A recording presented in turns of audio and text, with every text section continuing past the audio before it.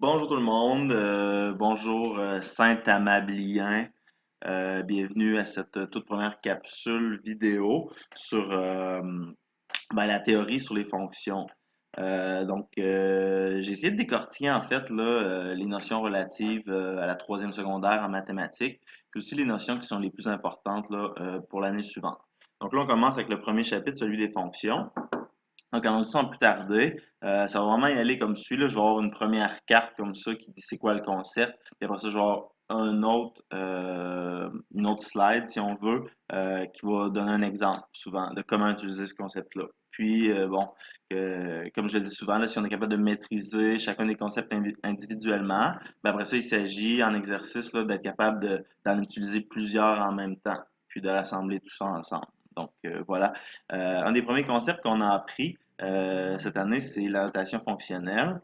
Donc, on sait qu'une fonction, la règle générale d'une fonction de premier degré est y égale à x plus b. Le paramètre a ici représente bien sûr le taux de variation et le paramètre b l'ordonnée à l'origine. On peut aussi noter une fonction f de x égale à x plus b. Donc, dans le fond, f de x et y représentent exactement la même chose. Puis a est le taux de variation et b l'ordonnée à l'origine. Donc, on peut représenter la valeur de la coordonnée y pour une certaine valeur de x par la notation f de x. Par exemple, soit la notation f de x est égale à 3x plus 2, on nous demande de calculer f de 5. Donc, tout ce que je vais avoir à faire dans ce cas-ci, c'est de prendre la valeur de 5 comme donne, puis d'aller la remplacer par le x ici. Donc, ça va donner droit au calcul suivant. Ben, 3, hein, le 3, il est toujours là. C'est notre taux de variation ici. Lui, il ne bouge pas. Mais c'est 5, la valeur de la variable indépendante, dont on veut connaître la valeur de la variable dépendante. Donc, on va aller remplacer notre 5 ici, comme on nous l'indique, par x. Puis, on va ajouter le 2, bien sûr.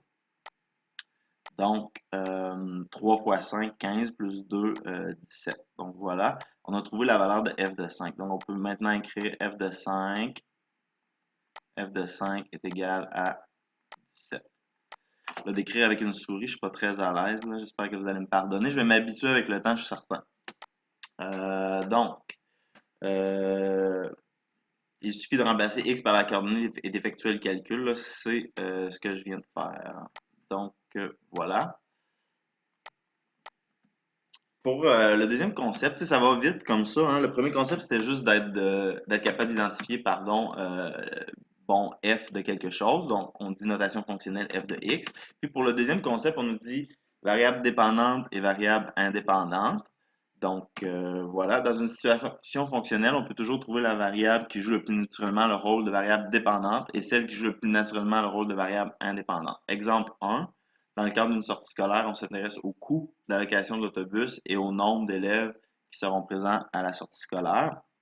Donc, dans cette situation-là, hein, on voit que le nombre d'élèves qui seront présents seront la variable indépendante, puis la variable qui va dépendre du nombre d'élèves, ce sera bien sûr le coût de l'autobus. Donc, hein, on sait que plus il y a d'élèves qui vont être inscrits, moins le coût de l'autobus va être élevé parce que les élèves vont se trouver à se partager là, le coût de l'autobus entre eux.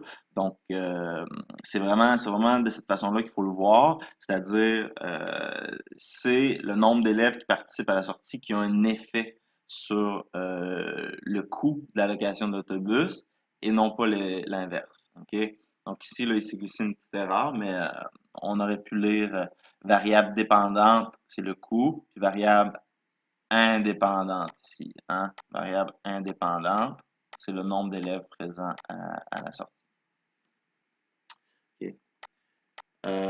Pour l'exemple numéro 2, ben, on s'intéresse au nombre de buts marqués par un joueur de hockey et au salaire de celui-ci. Ben, encore une fois, hein, on pourrait le voir, c'est pour ça que vraiment que la description ici nous dit joue le plus naturellement le rôle de variable indépendante, parce qu'il y aurait plusieurs manières de le voir si on est un peu tordu, mais il y a toujours, excusez-moi là, pour l'expression, mais il y a toujours une façon qui fait qui fait sens plus que l'autre finalement. D'accord? Donc, dans l'exemple numéro 2, nos deux variables, c'est bien sûr ben, le nombre de buts marqués. Ça peut être une bonne chose d'identifier nos variables, c'est pas toujours évident. Le nombre de buts marqués, c'est une variable. On n'a pas tout de suite décidé si c'était indépendante ou dépendante, mais c'en est une des deux. Puis le salaire, c'est notre deuxième variable. Donc, dans ce cas-ci, on va vouloir trouver, OK, est-ce que c'est le nombre de buts marqués par un joueur qui a un effet sur le salaire ou est-ce que c'est le salaire qui a un effet sur le nombre de buts? Euh, donc, dans ce cas-ci, on voit bien sûr là, que la variable indépendante, c'est le nombre de buts marqués.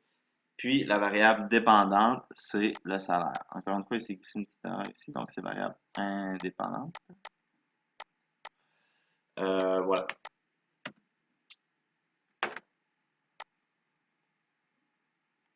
Donc, pour le concept numéro 4, on nous explique comment passer d'une table de valeurs vers le graphique.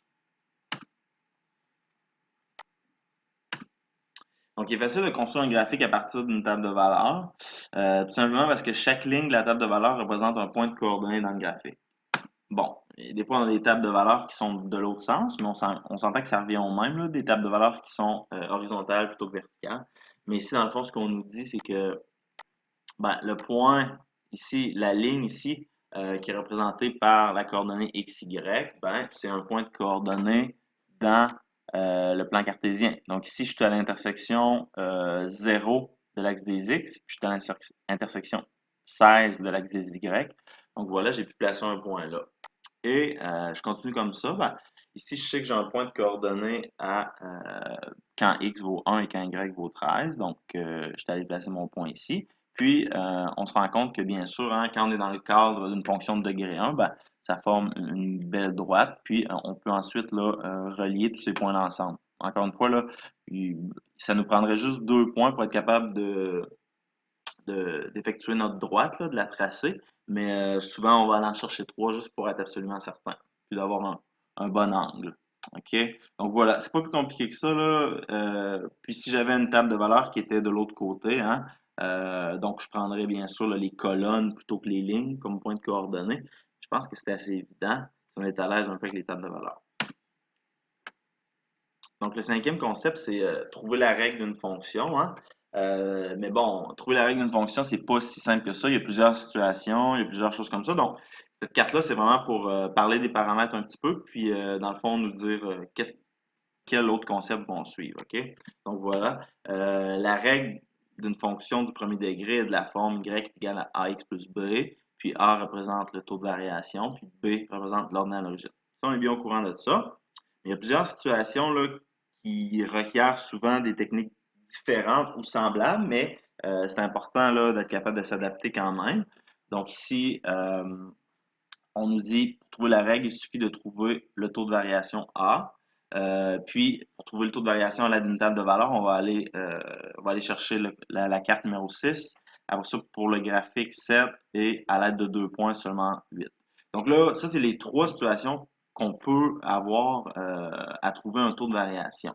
D'accord? Puis on va les voir dans les 3 prochaines cartes. Puis après ça, ben, l'ordonnée à l'origine, on va la trouver. Je l'ai séparée en 2 sections, là. La méthode courte et la méthode longue. Bon, je pense que les élèves savent qu'il y a une méthode courte pour trouver l'ordonnée à l'origine, ce qui est tout simplement la valeur de x quand y vaut 0. Puis après ça, on va voir la méthode longue, ce qui est la méthode algébrique. Donc voilà le plan de match là, pour les 5 prochaines cartes. Donc, comment trouver le taux de variation avec une table de valeurs?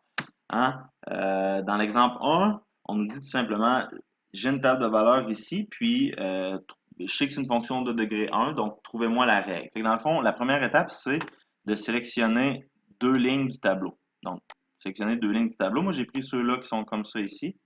OK? Puis après ça, on nous dit calculer la variation des Y. Ben, la variation des Y, c'est tout simplement qu'est-ce qu'il faut que je fasse comme opération ici pour passer de 19 vers 31? Ben, on peut répondre à cette question-là en faisant tout simplement l'opération 31 moins 19. Ce qui nous dit la chose suivante, ben, pour passer de 19 vers 31, j'ai fait plus 12. Ça répète l'inverse, ça répète moins 12, hein, si 31 était à la place de 19, bien sûr, mais dans ce cas-là, c'est pour passer de 19 vers 31, j'ai fait un saut de plus 12. Puis ici, pour la variation des x, qui est la prochaine étape, ben, on fait tout simplement la même chose, c'est-à-dire quelle opération il a fallu que je fasse pour passer de cette ligne-là vers celle-là. Ben, pour répondre à cette question-là, on peut juste faire 9 moins 6, puis la réponse est 3. Donc là, ça a l'air bien tordu, ces mots-là, variation des Y, variation des X, mais c'est pas plus simple, c'est vraiment pas très compliqué. C'est-à-dire, on fait juste là, calculer en soustrayant. Finalement, même si j'avais des valeurs négatives, j'effectuerais la même opération. À part que là, maintenant, bon, c'est voilà. Puis je vous rappelle que la formule, là, plus explicitement, c'est y2 moins y1 divisé par x2 moins x1. Okay? C'est la formule pour le taux de variation. Puis, c'est pas différent que de l'appliquer dans la table de valeur ici. C'est juste que, bon, voilà. Donc, on nous dit, après ça, la dernière étape, c'est de calculer le taux de variation. Ben, ici, quand je dis y1 moins, y2 moins y1, ben, c'est exactement comme faire la variation des y divisée par la variation des x. Hein? C'est exactement la même chose. Donc, ici, je l'ai fait directement dans la table de valeur. Donc, ici, je calcule tout simplement la variation des y, 12, divisé par la variation des x. Ben, 12 divisé par 3, c'est 4. Donc, je sais que le taux de variation est 4.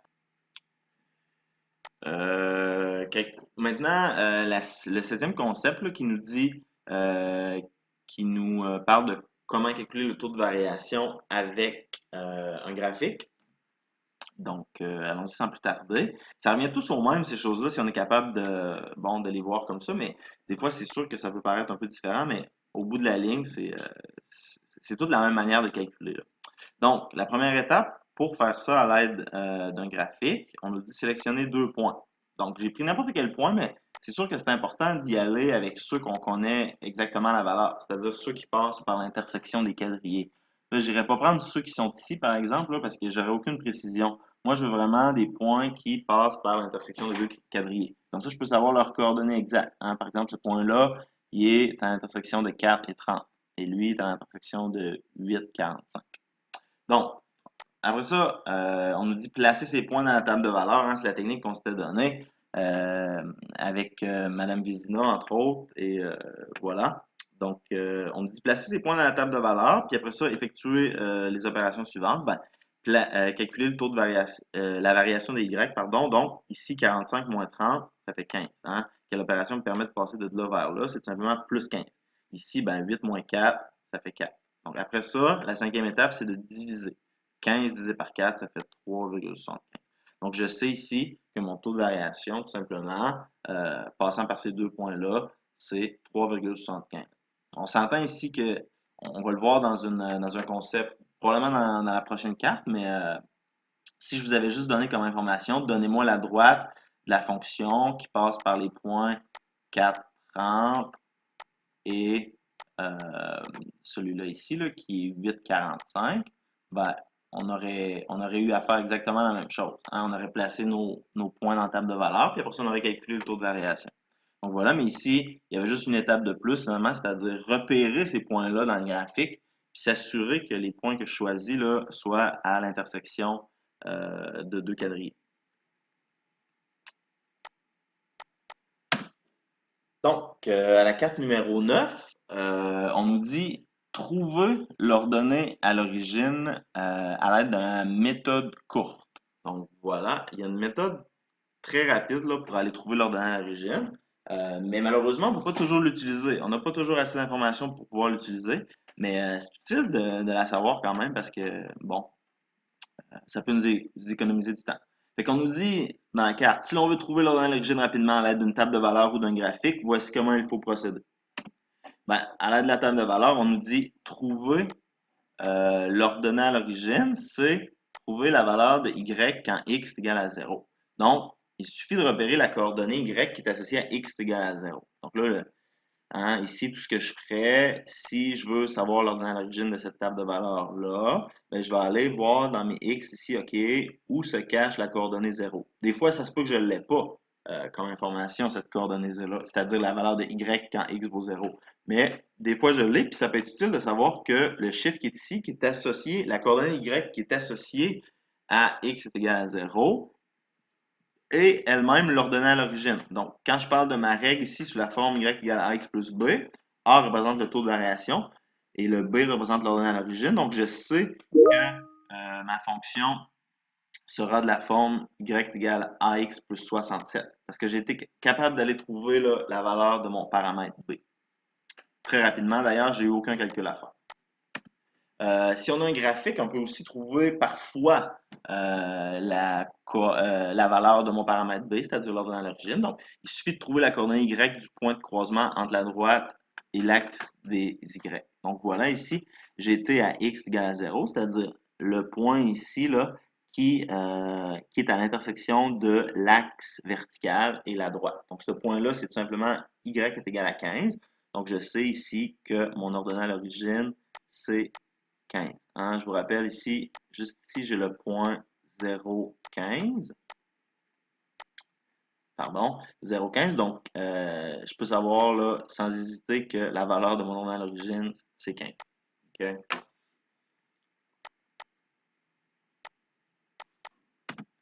Donc, comme je vous le dis, parfois, des fois, parfois, des fois, beau pléonasme, on n'a pas le choix là, de trouver l'ordonnée à l'origine de manière algébrique. C'est-à-dire qu'on ne peut pas utiliser la méthode courte, on n'a pas d'informations nécessairement là, sur quelle est la valeur de y quand x vaut 0. On peut toujours trouver cette information-là, là, sinon ce serait impossible de faire le problème, mais on les a pas, il faut calculer. Il va falloir calculer, il va falloir élaborer. Donc, si on connaît le taux de variation d'une fonction ici que 2 points, on peut trouver l'ordonnée à l'origine. Fait que, bon, euh, dans le fond, pour trouver l'ordonnée à l'origine de manière longue, il faut bien sûr commencer par savoir le taux de variation. Fait qu'on nous dit ça comme information, ou parfois il va falloir même le calculer, là, comme la prochaine carte va nous le dire. Donc voilà, la fonction passe par le point 3,29, puis on connaît son taux de variation. Ben, tout ce qu'il faut faire ici, c'est de placer les informations qu'on a. Ben, notre taux de variation, il va ici, là, c'est clair. Parce que ma fonction est de la forme y égale à ax plus b. Puis on sait que a représente mon taux de variation et b représente mon ordonnée à l'origine. Donc quand on me donne l'information sur un taux de variation, je vais le placer. Puis après ça, il faut aussi que j'ai des informations sur par quel point passe cette fonction-là. Sinon, ce serait impossible pour moi de trouver sa règle. Donc là, la coordonnée x, une information sur x qu'on a, c'est 3. Donc, je vais aller remplacer ici dans la règle générale. Puis, je vais faire la même chose pour 29. Hein? Je vais aller remplacer par ça ici. Donc, là, après ça, je pose ce calcul-là.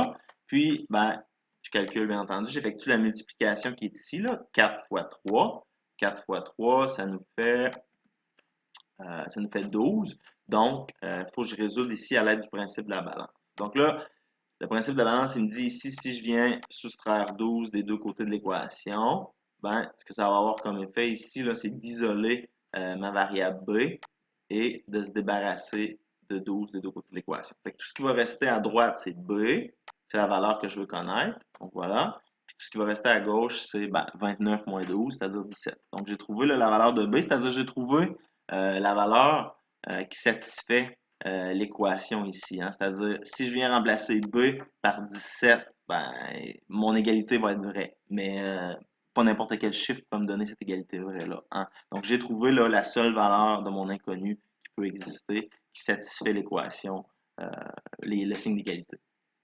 Donc voilà. Fait que là, ici, hein, je vous rappelle que,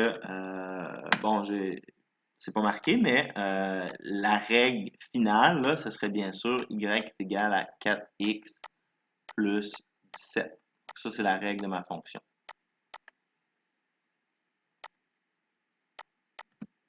Donc, comment calculer le taux de variation avec 2 points? Voilà. Fait que s'il nous donne 2 points, on peut toujours trouver le taux de variation. Allons-y. À l'aide de 2 points, on peut trouver la règle. Euh, bon, donc la fonction passe par les points 3,28 et 8,83. Calculons le taux de variation en plaçant nos points dans la table de valeur. Donc, je me fais une petite table de valeur, puis j'applique la formule. Hein, je fais 83 moins 28. C'est exactement la même chose, mais il faut juste réaliser que, dans le fond, on peut nous donner à l'aide d'un contexte 2 points de coordonnées. Puis on nous dit, pour effectuer des travaux de peinture, on a engagé Alexis William. Celui-ci charge 55 pour 3 heures de travail et 115 pour 7 heures. Donc, on va vouloir se servir on va vouloir commencer par transformer cette situation-là en 2 points. Puis après ça, là, on va vouloir calculer la règle. Donc, ici, c'était juste le taux de variation, mais on s'entend que avoir 3 heures de travail qui est associé à 55 c'est exactement comme avoir le point 3,55. OK?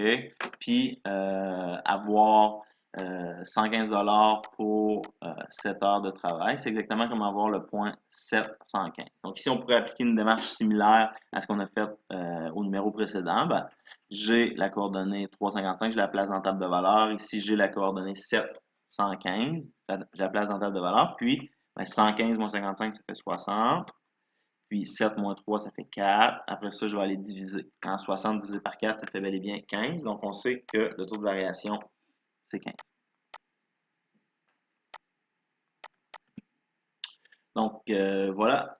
On a vu bien toutes les situations qui nous permettaient de calculer soit le taux de variation ou l'ordonnée à l'origine, que ce soit à l'aide d'une table de valeur, de 2 points, d'un graphique, bon, d'une règle, bien sûr.